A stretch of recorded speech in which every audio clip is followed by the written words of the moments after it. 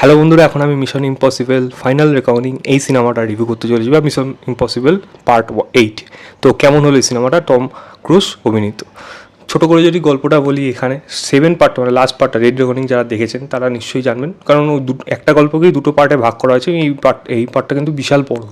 তো গল্পে যেটা দেখাচ্ছে হলো, গ্যাব্রিয়েল যে এখানে নতুন যে এআইটা ছিল এখানে, যেটার নাম হলো এন্টিটি, সেটাকে খোঁজার জন্য এবং সেটা অ্যাকোয়ার করার জন্য ইথান হানকে একটা কাইন্ড অফ একটা মানে তাকে এমন কিছু করাচ্ছে, এবং সেটা দিয়ে ইথান হান তার কোনো রাস্তা নেই, কারণ এবং তার টিমকে বাঁচাতে হলে গ্যাব্রিয়েলের কথাটা শুনতে হবে। তার মধ্যে এই কথার মধ্যে ফেসে গেছে। এবার এই এন্টিটি, মানে এই যে কোডটা রয়েছে, সেই আই কোডটা, সেটা এমন একটা সাবমেরিন রয়েছে যেটা আপনারা আগে দেখেছেন, যেটা অলরেডি রাশিয়ান সাবমেরিন, সেটা সমুদ্রের তলায় ডুবে গেছিলো, এবং সেটাকে উদ্ধার করতে গিয়ে টম ক্রুজ কি সেটাকে উদ্ধার করে গ্যাব্রিয়েলকে দিয়ে তার টিমকে বাঁচাতে পারবে, নাকি গ্যাব্রিয়েলের অন্য কোনো প্ল্যান আছে, পুরো যেটা নিউক্লিয়ার সিস্টেম পুরো পৃথিবীর মধ্যে যেটা পুরোপুরি এগিয়ে আছে, এবং সেখানে সম্পূর্ণ কন্ট্রোলটা গ্যাব্রিয়েলের হাতে চলে যাবে, এবং ইথান হান কি তাকে থামাতে পারবে? এর থেকে বেশি জানতে হলে আপনাকে সিনেমা হলে গিয়ে এই সিনেমাটা অবশ্যই দেখতে হবে। এবার যদি এই সিনেমাটা কোন কোন জিনিস ভালো লাগলো সেটা বলি। প্রথম জিনিস হলো, এই সিনেমাটা টম ক্রুজ ফ্যানদের জন্য পরিষ্কার কথা, এবং ইথান হান এই ক্যারেক্টারটাকে কাইন্ড অফ একটা ট্রিবিউট দেওয়ার জন্য এই সিনেমাটা বানানো হয়েছে। যদি এর একটা খারাপ দিক আছে, যেটা আমি পরে বলছি।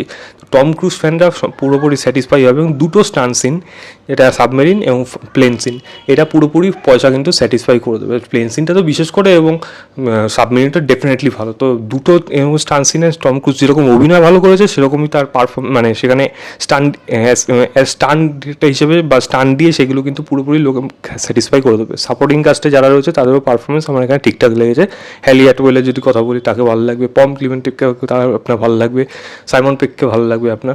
তো পারফরমেন্স, এবং গ্যাব্রিয়েলের যদি কথা বলি, সেও তার পারফরমেন্স কিন্তু ভালো হয়েছে। পারফরমেন্সের দিক দিয়ে কোনো খামতি নেই। অ্যাঞ্জেলা বেসেটকে দেখতে পারবেন এখানে, তারও ছোট্ট জায়গা, তারও পারফরমেন্স কিন্তু আপনার এখানে ভালো লাগবে। পারফরমেন্স নিয়ে কোনো খামতি নেই। মিউজিক এই কাজটার মধ্যে বেশ ভালো রকমভাবে ইউজ করা হয়েছে, এবং সিনেমাটোগ্রাফি মানে ক্যামেরা কাজ দারুণ, এবং ভিএফএক্স ছাড়া যেই সিনগুলোকে স্টান্ট দেওয়া হয়েছে, সেগুলোকে যেভাবে তুলে ধরা হয়েছে অসাধারণ। সেগুলো দেখতে পুরোপুরি কিন্তু আপনার মন ভরে যাবে। এবং সেকেন্ড হাফটা বিশেষ করে এই ঘটনাগুলো যেগুলো ঘুরছে, স্টান্ট টাইপের জায়গাগুলো, সেগুলো কিন্তু সেকেন্ড হাফে ঘুরছে, যার জন্য সিনেমাটা সেকেন্ড হাফে খুব ভালো কিন্তু ইন্টারেস্টিং হয়ে এক জায়গায় গিয়ে দাঁড়ায়, এবং যার জন্য সেকেন্ড হাফটা কিন্তু আপনার দেখতে ফার্স্ট হাফের থেকে কিন্তু বিশেষ ভালো লাগবে। বাট এই সিনেমাটার মধ্যে প্রবলেম থেকে গেল, সিনেমাটা ফার্স্ট হাফটা কিন্তু ততটা এনগেজিং না।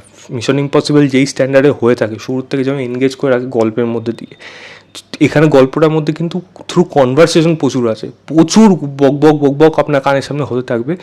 মিশন ইম্পসিবল যের জন্য বিখ্যাত, আপনার এমন কিছু সিন দেখাবে, এমন কিছু চেজ হবে, এমন কিছু মানে তারা মিশনে যাবে, সেই ইন্টারেস্টিং এলিমেন্ট কিন্তু এই সিনেমাটার মধ্যে নেই, যার জন্য কিন্তু এই সিনেমাটা ম্যাক্সিমাম টাইম কিন্তু আপনাকে বোর করতে শুরু করবে, যেটা কিন্তু আমারও মনে হয়েছে। এবং মিশন ইম্পসিবল যেরকম ধরনের সিনেমা হয়ে থাকে আজ অবধি, যা বেরিয়েছে লাস্ট পার্ট অবধি, সেটা প্রত্যেকটাতে কিন্তু তার একটু করে কিন্তু অ্যাচিভ করে গেছে সেই লেভেলগুলো। এই পার্টটা কিন্তু সেই লেভেলটা কিন্তু অ্যাচিভ করতে পারে না, কারণ এই সিনেমাটা প্রথম থেকেই অনেকটা ডালভাবে শুরু হয়, এবং খুবই ব্যাপারটাকে স্ট্রেচ করে জিনিসটাকে বড় করে সিনেমাটা বেশ বড় হয়ে গেছে। এতটা সময়ও ডিজার্ভ করছিল না। অ্যাটলিস্ট যেই সময়টা তারা এখান থেকে সিনেমাটার আধ ঘন্টা আরামসে কমানো যেত, যাতে কোনো অসুবিধা হতো না। সিনেমাটাকে ইমোশনাল করার জন্য, এবং একটা ইথান হানকে কাইন্ড অফ একটা ট্রিবিউট দেওয়ার জন্য সিনেমাটাকে টেনে তার লিগেসিগুলো কী করেছে সেই জিনিসগুলোকে দেখিয়ে জিনিসগুলোকে জাস্ট বড় করা হয়েছে, যেটা বড় মেজর ড্রব্যাক এই সিনেমাটার জন্য। এবং যেটা দেখার জন্য লোকে যাবে, এরকম স্টান্ট দেখবে, অ্যাকশান দেখবে, ইথান হানকে এক একটা মিশন সে কমপ্লিট করতে দেখবে, এরকম সেই জিনিসগুলোরই অভাব এই সিনেমাটার মধ্যে, যেটা একটা বড় ড্রব্যাক এই সিনেমাটার জন্য হয়ে দাঁড়িয়েছে। আমার মনে হয় সেইগুলো আরও রাখলে, এত টাকা খরচা করে বানানো হলো জাস্ট ওই দুটো সিন, দেখুন কোয়ালিটি ভালো, এত টাকা যখন খরচা হচ্ছে জাস্ট ওই দুটো সিনের জন্য, কি তাহলে আরও বেশি খরচা হওয়ার দরকার, তা আরও কিছু সিন রাখার দরকার ছিল। এত টাকা খরচা করে জাস্ট ওই দুটো সিনের জন্য যদি এরকম টাকা খরচা হয়, তাহলে তো আমি জানি না আর বাকিরা কীভাবে, তাদের থেকে তো সিজিতে আর ভালোভাবে ওয়ার্ক করানো পারতো, সেগুলো আরও বেশি ভালো দেখতে ভালো লাগতো। তো সেগুলো কেন করা হলো না, বাট আমি জানি না। বাট এই সিনেমাটা যেরকমভাবে শেষ করা হলো, যা আশা করা হচ্ছিল, মিশন ইম্পসিবল যে স্ট্যান্ডার্ডের সিনেমা, সেই স্ট্যান্ডার্ডের সিনেমা কিন্তু এই সিনেমাটা হয়ে দাঁড়ায়নি, অ্যাটলিস্ট আমার কাছে। এবং আজ তো এমনি সকাল থেকে যা ঘটলো, আমি তো ফেসবুকে লিখেছিলাম, আপনারা দেখলে কিছুটা জানতে পারবেন। বাট তারপরে গিয়ে যে সিনেমাটা দেখে যে স্যাটিসফাই হব, সেই স্যাটিসফ্যাকশন ফ্যাক্টরটা এই সিনেমাটার জন্য অ্যাটলিস্ট আমার কাছে কিন্তু হলো না। সিনেমাটাকে আমি খারাপ সিনেমা বলবো না, তো এক্সপেকটেশন অনেক বেশি ছিল, তাই সেখান থেকে ডিসঅ্যাপয়েন্টমেন্টটাই কিন্তু অনেক বেশি আমার কাছেও এগিয়ে আসছে। তবে একটা ওয়ান টাইম ওয়াচ হিসাবে আপনারা দেখতে পারেন, তবে বেশি কিছু এক্সপেক্ট করবেন না এই সিনেমাটা যেইভাবে শেষ করা হয়েছে হতেও পারে এটা পরে আবার পার্ট আসতেও পারে, একটা ওপেন এন্ডিং হতেও পারে, নাও হতে পারে, তো অনেক কিছু নির্ভর করছে। যদি এটা ওয়ার্ক করে যায় তাহলে ভালো, আর যদি না ওয়ার্ক করে তাহলে তো জানি না। বাট আমার মনে হচ্ছে অডিয়েন্সের খুব একটা বেশি কিন্তু এই সিনেমাটা আগের পার্টগুলোর মতো কিন্তু এনগেজিং মনে হবে না, যেটা আমার অ্যাটলিস্ট এই সিনেমা দেখে মনে হলো। বাকিটা আপনারা দেখে অবশ্যই জানাবেন আপনাদের কেমন লেগেছে। আমার কিন্তু টম ক্রুজের জন্যই জাস্ট সিনেমাটা আমার দেখতে ভালো লাগছিলো, আদারওয়াইজ কিন্তু গল্প লেভেলে বা স্ক্রিন প্লে লেভেলে সেটা কিন্তু আমাকে খুব বেশি এনগেজ করছিল না।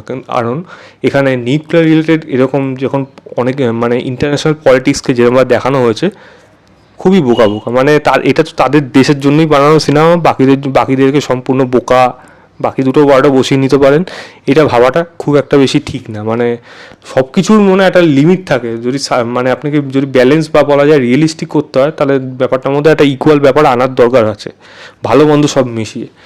সবই তাদের আন্ডারে, তো তারপরেও যদি তাদের মধ্যে এরকম সব গবলেট করে বেরোয়, সেটা খুব একটা বেশি দাঁড়ায় না। যাই হোক, বাকিটা আপনারা দেখে জানাবেন আপনাদের কেমন লাগছে। যদি রেটিং দিতে বলেন, আমি এটাকে দেবো 3 স্টার আউট অফ 5। আমার কাছে এই সিনেমাটা একটা অ্যাবোভ এভারেজ সিনেমা। এই ছিল আমার overall review mission impossible final reckoning.